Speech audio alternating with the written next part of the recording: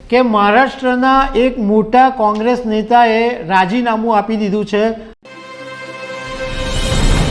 નમસ્કાર દર્શક મિત્રો, કોંગ્રેસનો ઘાટ અત્યારે એવો થઈ રહ્યો છે કે 12 સાંધે ને ત્યાં 13 તૂટે। જ્યાં જ્યાં કોશિશ કરે કે કંઈ જાળવવાનું કે એકતા રાખવાનું, પણ ત્યાં ઘણી બધી જગ્યાએ કોંગ્રેસો તૂટી રહી છે। આપણે ગુજરાતમાં પણ જોયું કે ગુજરાતમાં કોંગ્રેસના ધારાસભ્યો ભાજપમાં જોડાઈ રહ્યા છે અને ઘણી બધી જગ્યાએ કોંગ્રેસના જે નેતાઓ છે એમાં નારાજગી જોવા મળી રહી છે। આ વાત અત્યારે એટલા માટે કરી રહ્યા છે કે મહારાષ્ટ્રના એક મોટા કોંગ્રેસ નેતાએ રાજીનામું આપી દીધું છે અને સંભવતઃ તેઓ અજીત પવારની એનસીપીમાં જોડાય એવી શક્યતા છે। તો એના વિશે વાત કરીશું। મારું નામ રાજેશ શાહ છે અને તમે જોઈ રહ્યા છો ખબર છે.com। દર્શક મિત્રો, મહારાષ્ટ્રના એક મોટા નેતાએ રાજીનામું આપી દીધું છે અને એમનું નામ છે જિયાઉદ્દીન સિદ્દીકી, પરંતુ એમને મહારાષ્ટ્રના રાજકારણમાં બાબા સિદ્દીકીના નામથી ઓળખવામાં આવે છે।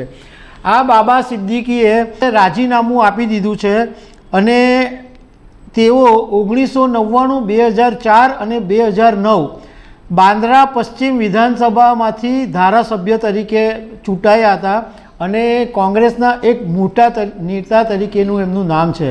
બાબા સિદ્દીકીએ રાજીનામું આપ્યું, એમાં એમણે એવું લખ્યું કે હું જ્યારે યુવાન હતો ત્યારે કોંગ્રેસમાં જોડાયો હતો અને મારી 48 વર્ષની યાત્રા કોંગ્રેસ સાથે રહી। આમ તો મારે ઘણું બધું કહેવાનું છે, પરંતુ હું એવું માનું છું કે 9 બોલ્યામાં 9 ગુણ, એટલે વાત કેવી એના કરતાં ચૂપ રહેવું વધારે મને યોગ્ય લાગે છે।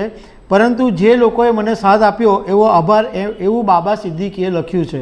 હવે આ બાબા સિદ્દીકી જે છે એ બોલિવૂડની અંદર પણ એટલા બધા જાણીતા છે।